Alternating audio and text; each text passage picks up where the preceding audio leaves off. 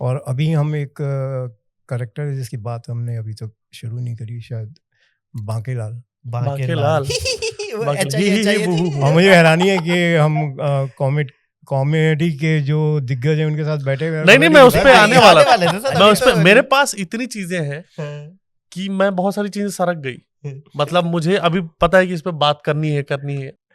तो उसमें शुरुआत ही थी जैसे बाद के जो टीवी पे आते थे सीरियल जिसमें हंसी ऐड करी जाती थी। जी हाँ, ये करेक्टर ऐसा था जो ही बू खुद करता था। हाँ, ये सिटकॉम में वो जो लाफ्टर होता है ना, वो पीछे से आता है, ये अपना दिए जा रहा है। वहां बांकेलाल की एक खास बात है कि वो मंत्र होते थे, और उनके मंत्र थे अच्छा, कि उड़ जा काले कामा तेरे मुंह, या ऐसे पुराने टाइम पे जो पुराने गाने थे, उस टाइम तो गदर मालो नहीं आई होगी, पर वो गाने थे।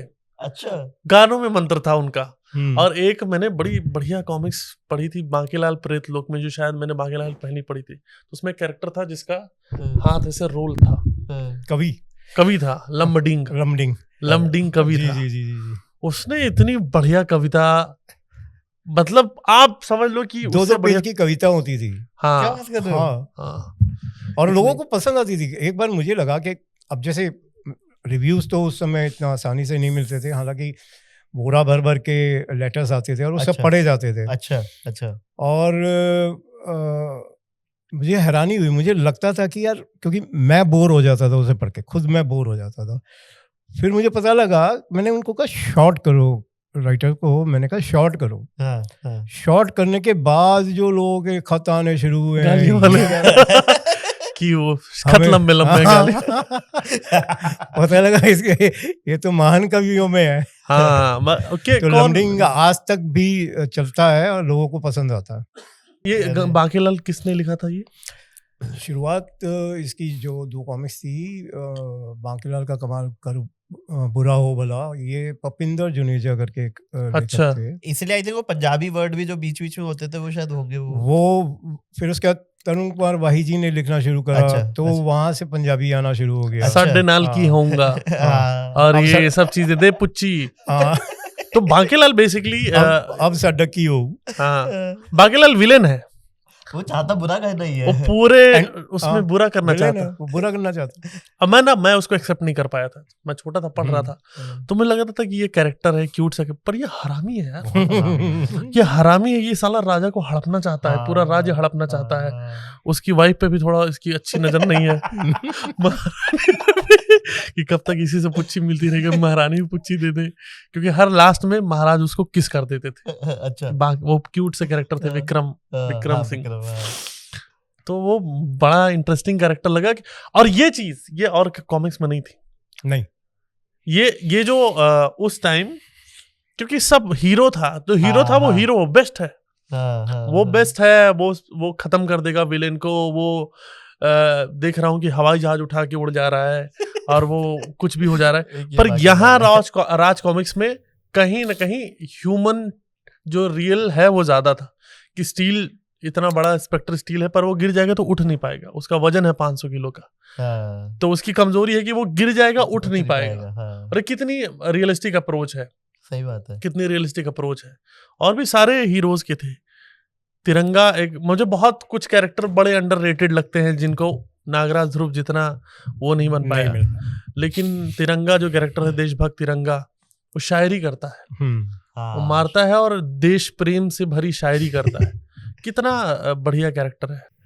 चाहे वो और भी कैरेक्टर, मुझे एंथोनी मुझे जब उसका कैरेक्टर मैं देखता हूँ, तो जैसे मैंने एक चीज देखी है कि बहुत एलिगेशन लगते हैं कि ये बाहर के मार्वल डीसी से उठाए गए कैरेक्टर हैं। क्या वो है? पर मैं अपना ओपिनियन बता दूं कि मुझे कभी जब इनकी बैक स्टोरी समझता हूँ, आप सिमिलरिटी देख सकते हो।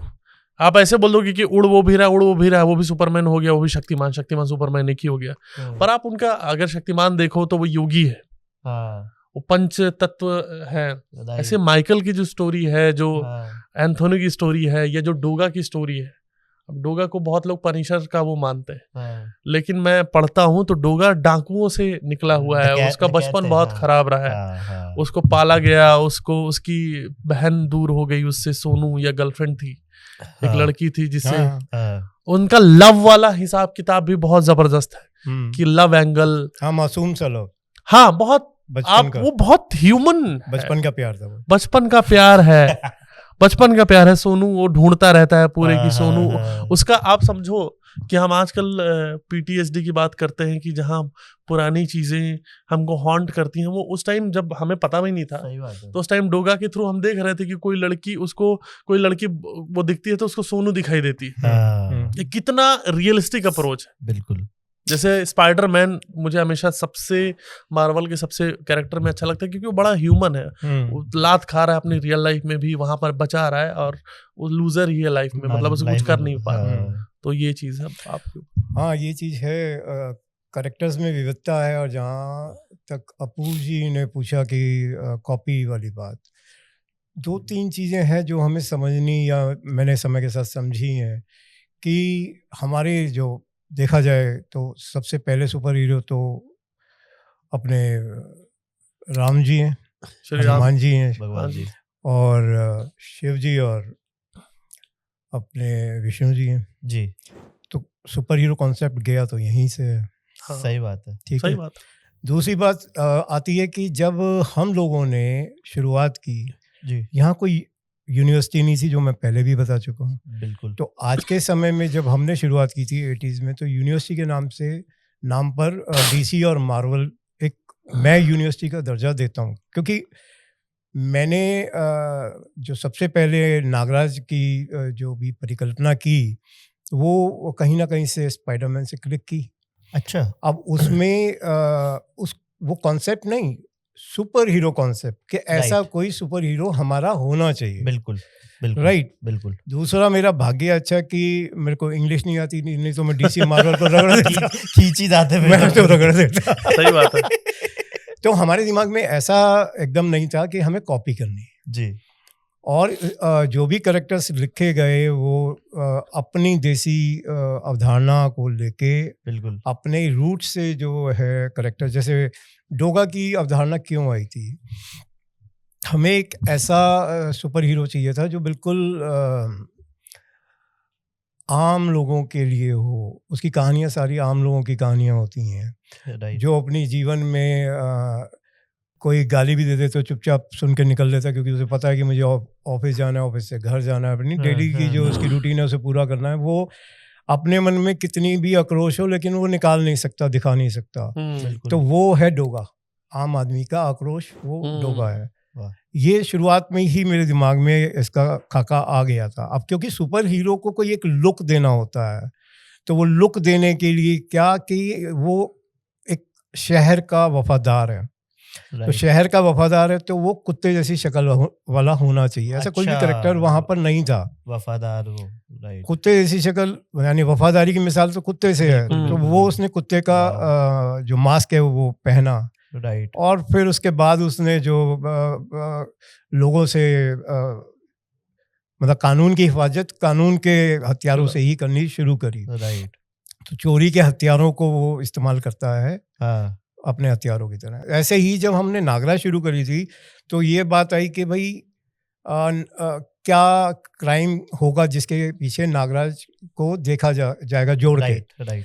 तो उस समय 84 में आपको याद होगा कि आतंकवाद हिंदुस्तान में तेजी से फैलना शुरू हो गया था और ये एक वैश्विक मुद्दा बन चुका था।